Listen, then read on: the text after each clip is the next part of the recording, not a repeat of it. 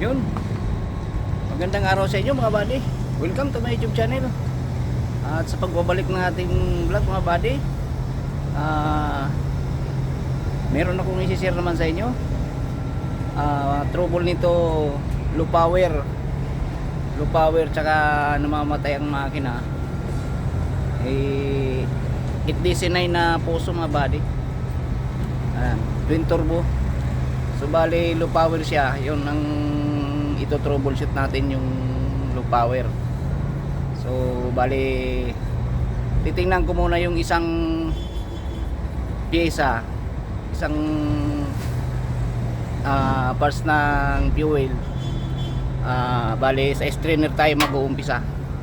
Yung strainer muna ang check natin kung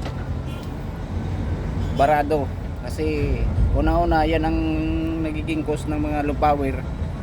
Strainer pag marumi, barado, o kaya naman PT pump, yung primer pump nya. So yun ang titingnan natin mga buddy, yung strainer. Ayan, nandito yan mga buddy, oh.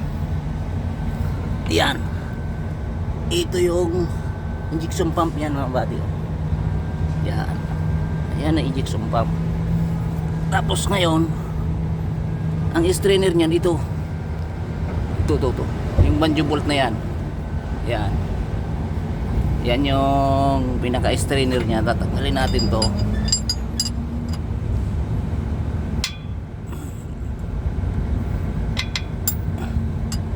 Ito, yan. So up ya, galaw ang ating camera. Yan. So yan, tatanggalin natin ito mga buddy, yung strainer nya.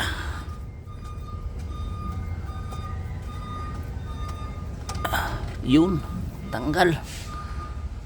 So ayan, barado mga buddy, oh. Oh, puro dumi. Yan ang cause na naglo-low power yung isang makina. Kulang ng supply ng diesel. Yan. So titingnan natin na body yan. Oh, yan, oh. Yan. Yan ang banjo bolt ng strainer niyan mga body, oh, barado. Puro dumi, yan, oh. Yan lang ang sira niyan mga body. Kaya siya low power. Oh, yan mga buddy, oh. Yan, oh. Grabing dumi. So yan ang hindi na makahigop ng diesel yan mga buddy, oh. Sobrang dumi. So yan lang ang naging sira nito mga buddy. Nagbara yung strainer natin sa primer pump. Yung inihigop ng primer pump, ito yon, yung galing sa tangke dito pupunta. Yan ang sumasala, yung strainer na to. Yan. So barado, di na makahigop ng diesel. So yan ang naging sira lang nito mga buddy. So bali, ang gagawin ko dyan, papalit din tayo ng filter, tapos yung strainer linisin. Ayun, okay na yung andar na sinang matino niya mga buddy. So yun lang mga buddy ang ating vlog sa ngayon. Strainer mga buddy, barado. So dun sa mga baguhan,